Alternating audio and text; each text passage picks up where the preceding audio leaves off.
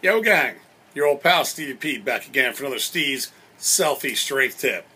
Today we're going to talk about deadlifting, primarily the psychology of deadlifting, because we all know that Stevie P has got a master's degree in psychology with a minor in ass kicking.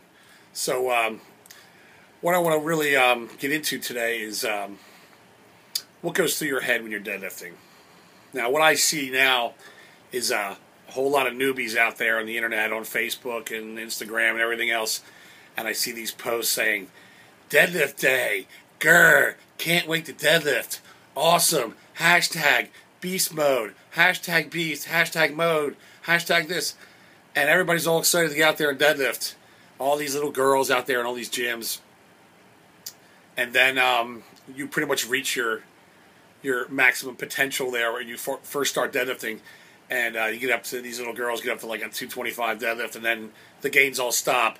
And then the next thing you know, it's hashtag I'm going to dial it in for a figure contest now. Hashtag lose weight. Hashtag diet. Hashtag I'm done with deadlifting.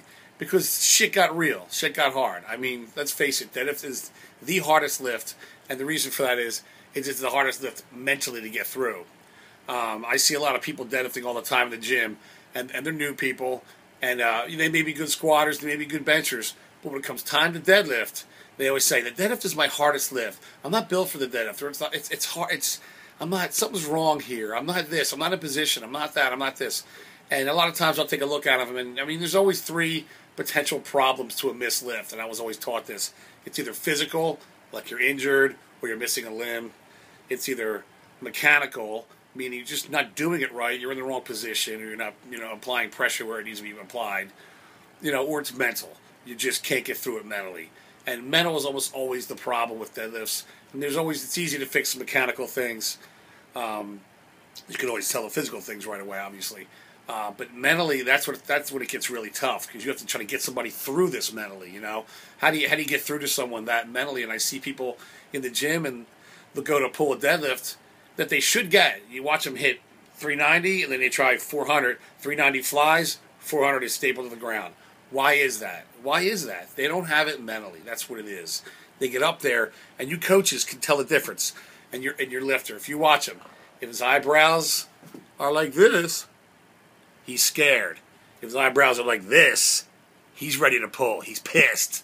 So do whatever it is you got to do to get mentally ready. If you have to get pissed, or you have to listen to fucking music in your earphones that sound like some kind of industrial machine with 50 drums going at once, and the guy deep throating a microphone, whatever the fuck it is, I don't care. Put Danzig on, put Mother on, some fucking Ace of Spades, I don't care.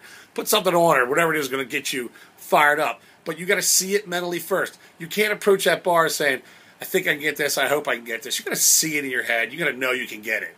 You got to just be assured of it and just rip it off the ground. B, if that bar does not start moving the minute you pull on it, don't fucking stop pulling on it. Because I've seen so many times when a guy hangs with it for 2 or 3 seconds, and what happens is you're aligned like this, and then your hips come in, or something moves. Your body's trying to find that spot where mechanically it's in a better position. And if you pull and your body's moving into that spot, that bar pops right up sometimes.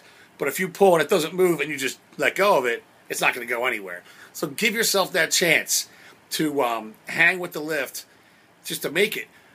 Yes, in those 3 seconds when that bar ain't moving, it's the most uncomfortable 3 seconds of your life. But guess what? That's just the fucking way it is. Does it hurt? It's uncomfortable.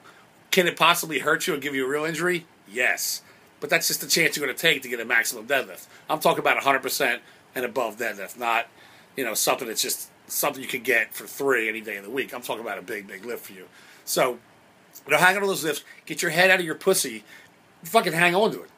It'll happen. It'll come. Trust me. I've seen it a million times. As far as newbies out there deadlifting, and they love to deadlift and everything, and they can't quite figure out why their squat's going up, because you're reacting to something. You're reacting to something when you squat and when you bench press. You have more vested interest to get out of the bottom of a squat when you just squat it all the way down.